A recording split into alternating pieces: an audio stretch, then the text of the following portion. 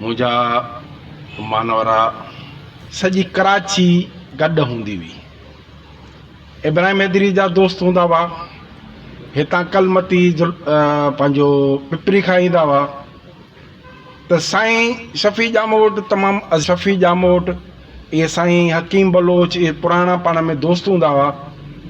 ऐं अॼु उन अज़ीम शख़्सियत ते असां ॻाल्हायूं था जेको कराची जो मोर हो, जे मोरड़े जे माॻ खे, कराची खे जे लाइ हू हमेशह जदोजहद में रहंदो हो। ऐं उन जूं जेके क़ुर्बानियूं आहिनि ऐं उन जा कम आहिनि, जे दोस्त ॿुधाए त 1979 में साईं चेयरमैन मुक़ररु थियो। त उन जेके बि कराची जूं जेके आबादियूं, लोकल आबादियूं, ऐं ख़ासि कर ॿाराड़ी जूं, जो मुंहिंजो भाउ वहीद शाल नाला खणी हो, पंहिंजो मुएदान कंड, वाण कंड, खार ऐं इहे इलाइक़ा जेके आहिनि, उते जेके बि स्कूल ऐं जेके बि डिस्पेंसरियूं ऐं जेके हाल तामीर थियल आहिनि, उहे साईं उन शफ़ी जामोट जे दौर जा आहिनि। ऐं जेके हमेशह उन्हनि ॻोठनि में वञी उन्हनि जूं ख़िदमतूं कंदो हो। ऐं उनखां पोइ साईं सां जेको तालुक़ु सियासी रहियो, जीअं दोस्त ॻाल्हि करे हैदर मंज़िल जो, त साईं जीएम सैयद ऐं 1988 जा जेके हालात हुआ सभिनी दोस्तनि खे ख़बर हुई। उन दौर में इते जेका सिंध क़ौमी इत्तेहाद ठहियो, उन में साईं शफ़ी जामोट जो तमामु वॾो किरदारु हो। ऐं साईं मीटिंगुनि में अचंदो ऐं मालिकी करण सां गॾोगॾु जेके सॼी सिंध जा जेके अॻुवान उते गॾु थींदा, उन्हनि खे साईं झींगनि जी बिरयानी खाराईंदो। ऐं साईं जीएम सैयद खां पोइ इन हैदर मंज़िल ते जॾहिं साईं जलाल शाह जे अॻुवाणी में सिंध बचायो कमेटी बनी, त उन में बि इहे साॻी महिमान नवाज़ी साईं शफ़ी जामोट जी हूंदी।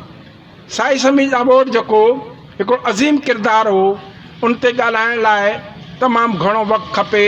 घणा दोस्त ॻाल्हाई विया आहिनि, टाइम जी बि पाबंदी आहे।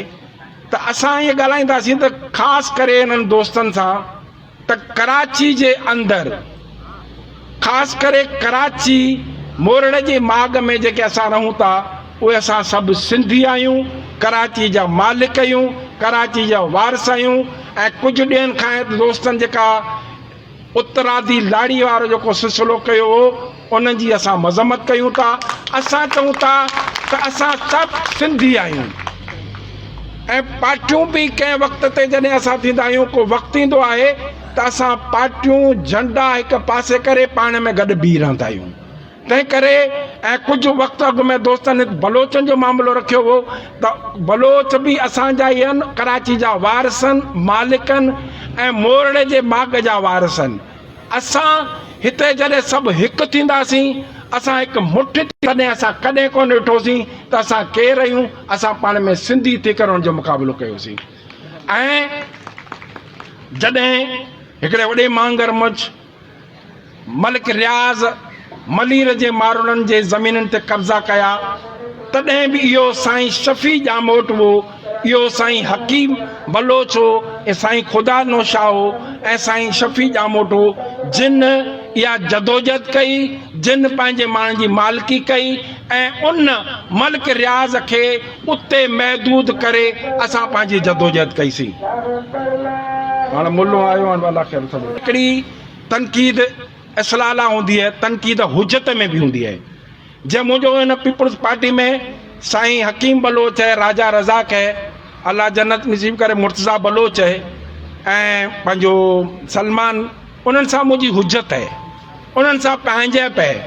त असां उन्हनि खे सिर्फ़ु एतिरो चऊं था त बाबा, असां उहो दौर परवेज़ मुशर्रफ जो ॾिठो जंहिंमें हू अच्छे कारे जा मालिक हुआ, जंहिंमें हुननि सॼी कराचीअ ते कब्ज़ो कयो।